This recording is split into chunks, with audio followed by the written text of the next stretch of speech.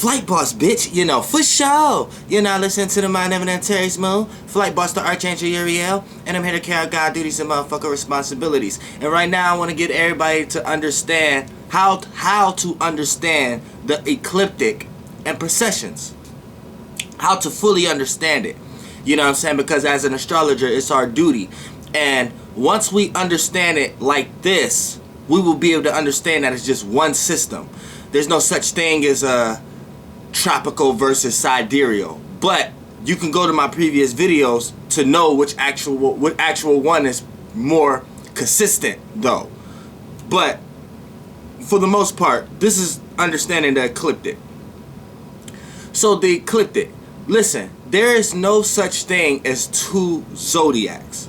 There's no such thing as two zodiacs. So this is another reason why sidereal get things fucked up, because the people who are trying to add aspects to this higher clock are giving it names and titles and things of that nature that really doesn't, is really like the same names, and it's not really correlating to what they really represent. So you're not understanding that when we talk about the zodiac, we're not actually talking about the constellations and stars itself. We're talking about the actual space and how the spaces and location is received from how you receive the stars and the influence based upon your location, and everything starts there. So when we want to talk about the ecliptic, now the constellations along the ecliptic, the reason why they don't appear to move, because you're within the ecliptic. So you're like a small blood cell within an organ or something like that, within that body. So look at the ecliptic like a body. So look at the ecliptic, look at your body like an ecliptic.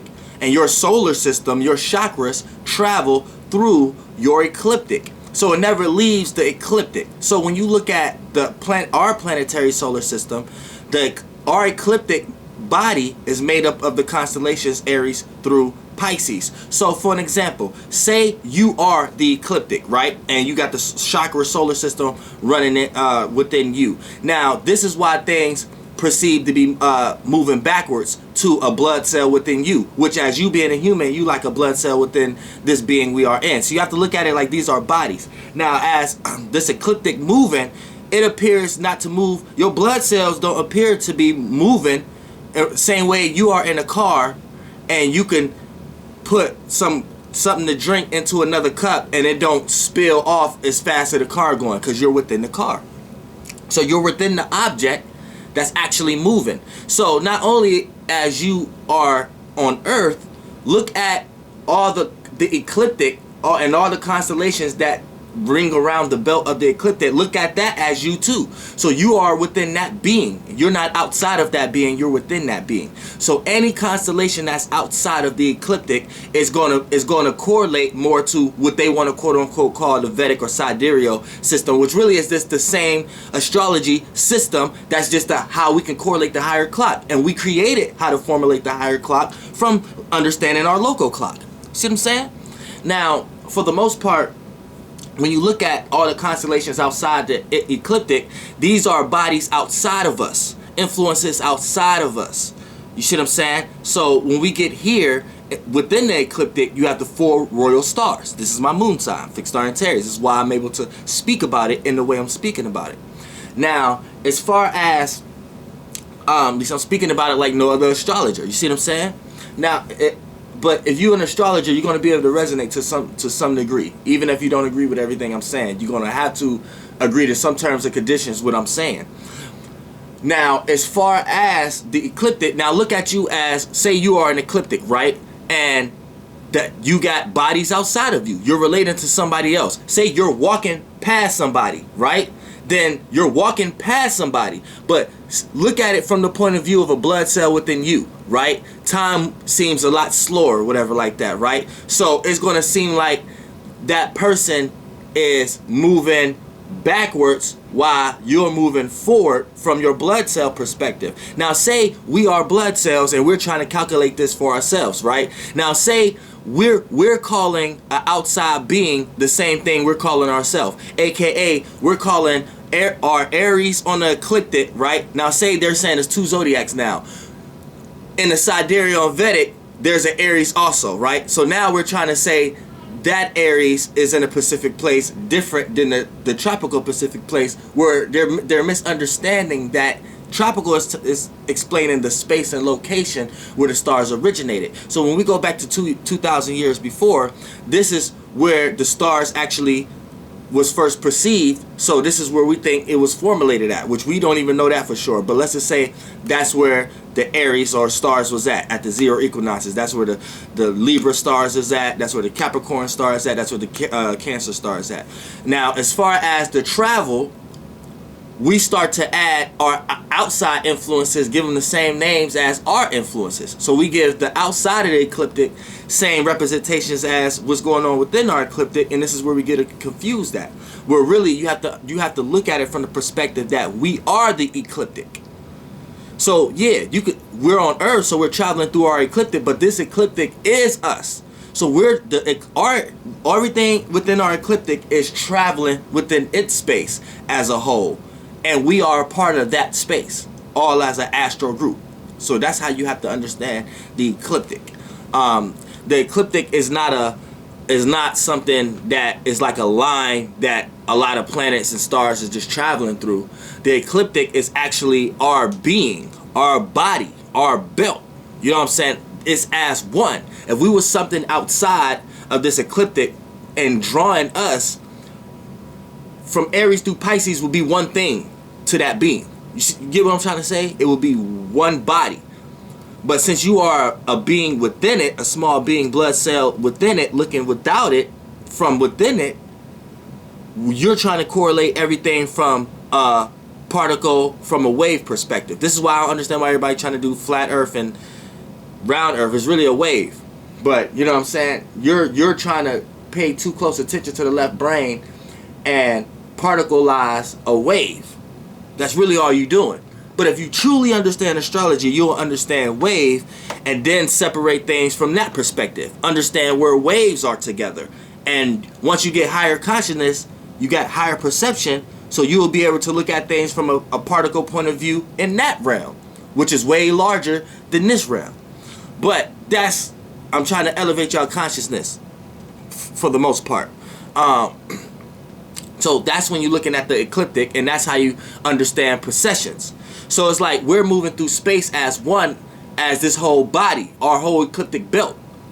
And the things we're moving past seems like, from our perspective, is moving backwards. So this is our space, our whole ecliptic. This is our space. This is why I never change. This is why our seasons never change, appear to never change, because we're riding on in this vehicle. Same way you're driving in a car and say you was to pour, you got 2 cups and you was to pour something to drink in another cup, right? We are, but from an outside point of view, everything within that car is one being. So this is the being within the being. So that's why I don't look like, because if it was different, then the moment you pour that drink into another cup, the drink wouldn't reach the other cup. It'll blow on you the same way you're traveling in the car. So you see what I'm saying? You'll catch the contact, but you don't. You know why? Because you're within the object you're traveling in. So as an astrologer, what we have to understand is not only are we traveling within Earth, not only are we traveling within our solar system, but we're traveling within our ecliptic. Now anything outside of our ecliptic is things that's outside of us. We get influenced by. So this we would perceive as fixed stars. They seem to be moving a lot slower. But from our perspective, because we are just blood cells within this being, and our being, body tissue, is the ecliptic. So if you are the ecliptic, right, your ecliptic is Aries from your head to Pisces, your feet. And whatever you're walking through in the space that you're in is going to be seen, you're walking past it. So think about that. Raise your consciousness a little bit and think about that from an ecliptic point of view. And if this ecliptic belt line is an actual person walking through its space, its own time, its time going through space is going to be different relative to the other beings that it's responsible to, and it's relating to, based upon, aka the other constellations, which y'all would think is the fixed stars, but it's just based upon how we're moving through space as a whole, as this ecliptic belt. And this is how we get precessions. So now that you understand it from a reality point of view, without all the science, when you just a natural caveman and you coming outside and you're learning things from yourself. That's what I just presented to you. Now, when we get into science and getting lost in the sidereal and Vedic and tropical and shit like that, now we can break it down to understand, okay, how we can calculate from what and what's not. You know what I'm saying? So it's really all just one system. People shouldn't really get lost. This is why the seasons appear to never change to us. Now, when we talk about the zodiac, we're talking about the space. So the confusion is coming from the actual names, and then once we get when we start calling things the two zodiacs, we're correlating two house systems. See, when we're talking about time wheels, this is space. So this is time systems. Now, fallacy number one, right? Strike number one is giving them a title and a name, and not just saying, okay, this is the space and location that carry this frequency, vibration, this energy. That's what it's supposed to be. You should have said it was supposed to be strictly about houses. Then what's formulated out of those houses is going to help us dictate what kind of influences and actions is going on within that area. You know what I'm saying? That's why you get the saying, it's not where you're from, it's where you're at. Right? But you always going to carry where you from, where you're at. Right? So you have to correlate where you at the best way you can. Same way, stars. You are a star, just like those stars. So stars traveling through spaces, right? They was born in a Pacific location, so they already carrying a Pacific vibration. But when they enter a different space, they have to correlate their vibration and relate it to the best way and bounce off the best way they can within the space that they're in at the moment. You see what I'm saying? So once you understand houses, this is when you understand that kind of correlation, and then you start to really understand, like, okay, where the fuck did all this confusion come from? It's starting to get religious now.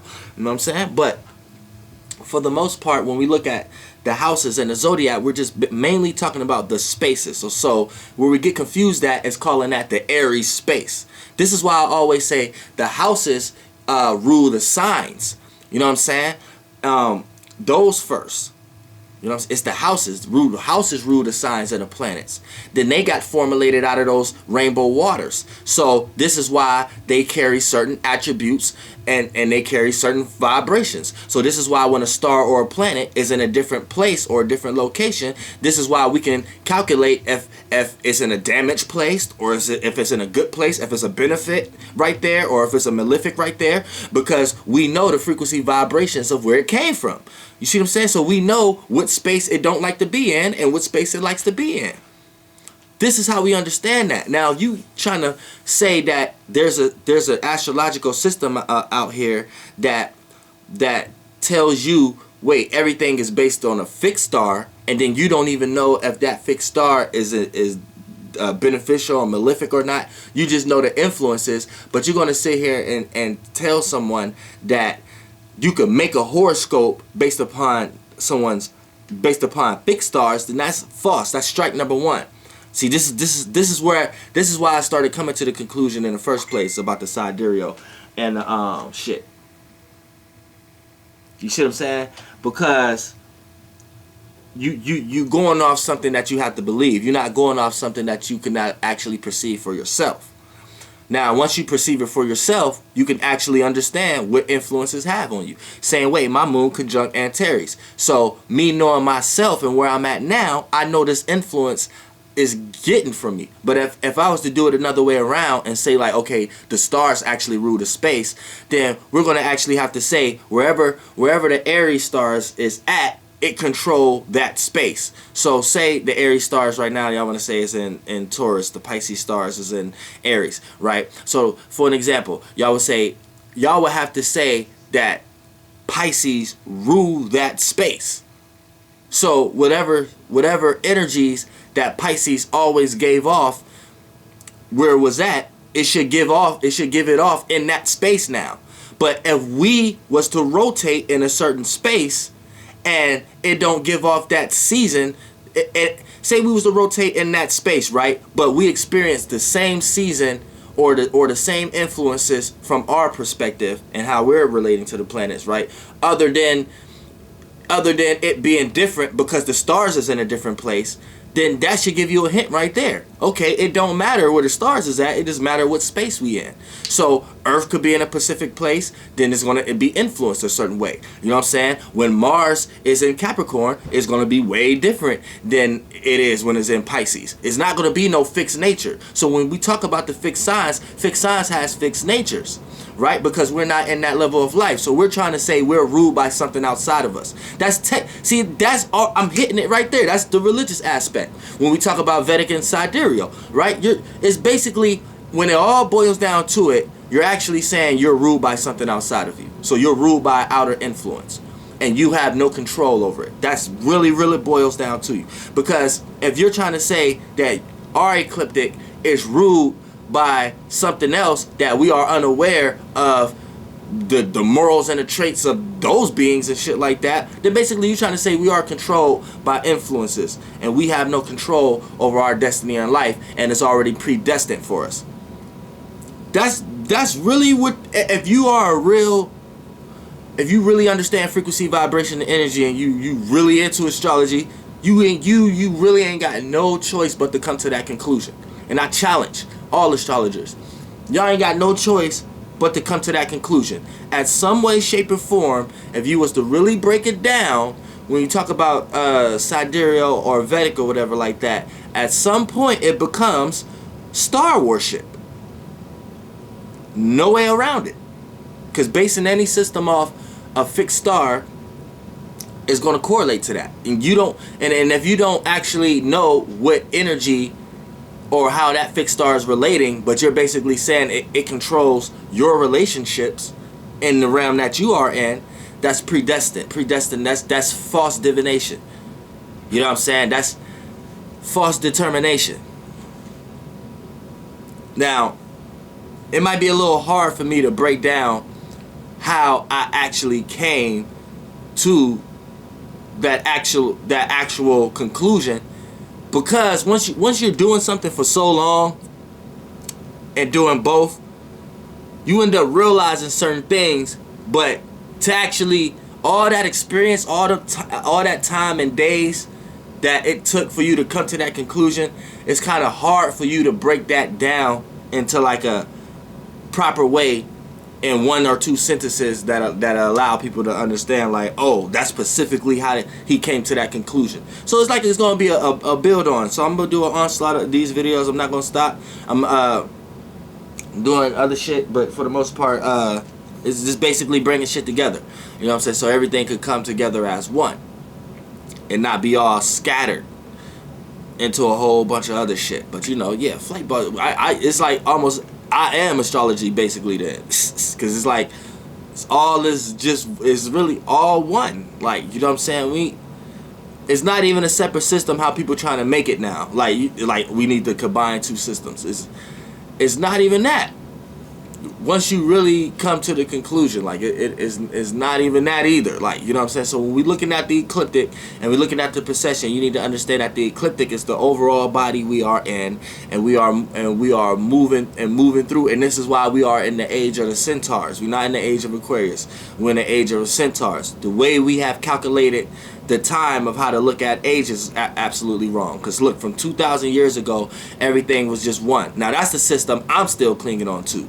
I still understand the space I'm in, and I understand what stars is there now based upon where the Ptolemy dude, whatever like that, was talking about. You know what I'm saying? I'm coming from the perspective before them times. So, for an example, say I don't know nothing about nothing. I don't know nothing about nothing. I start looking up in the sky. There's going to be already a group of stars there. I'm going to start feeling like they're giving me these type of frequency vibrations based upon the relationships and the experiences I'm going on throughout the day, right? So as I calculate it, right, I'm going to be like, okay, that's the space that these stars represent. Now over time, I'm going to start realizing that these stars is moving based upon the space. When I come to a Pacific space, yeah, the season might be the same, but the stars that was up there when I'm in this space again is different. So now that's gonna start making me think this. Okay, it's not about the stars, it's the space, but the influences that's going on within that space is slightly different. So there's an influence right now. So these heavily celestial beings are bodies just like me. You see what I'm saying? This is how you got to start thinking. This is how they came up with the shit. So now, because if you came from a Pacific space, that's like you coming from another city. Y'all already got your own slang and shit. So you come move in my city, we got our own slang and shit. So you gotta relate here the best way you can. You either get with it or you correlate with it the best way you can, but you still remember where you came from. So you always gonna have another perspective. So you see what I'm saying? So that's the same way with the stars. It's not that you came from another city and wherever you go, the city you went is gonna automatically correlate to your slang. But if you look at it in that way, that's how Sidereal and Vedic is trying to make it. You know what I'm saying? Like, since you moved, it doesn't matter where you moved at. Wherever you moved is they always gonna have your slang. You could have moved way across to a whole nother city, but your slang and the way y'all talk in the city that you just came from is fixated everywhere you go. That's really what it is, if you really think about it. So you gotta really dive deep. You gotta really think. Don't get religious on them. All those aspects that's in Vedic and Sidereal is in Tropical too. You know what I'm saying? It's in Tropical too. But you got some people who extremists in Tropical. So they're like, is this a Pacific tropical science that they dive too far into that, and this would create separatism in that? But really, astrology is this astrology. Can't get lost in none of that shit. So, you know, as far as us moving and what a precession is, I just gave it to you in a way that everybody can understand. So as you being a person, you got ecliptic, and when you walk past someone, that's what it is. You witness a possession. All the beings within you period, witness a possession when you get past a circumstance or a situation, or when you just literally walk past somebody. So that's the ecliptic and possessions made easy on the most children, scientific. This could be taught in schools for kids to understand. And kids will love astrology. And kids will be able to understand real shit. Flight boss, bitch, goddamn air.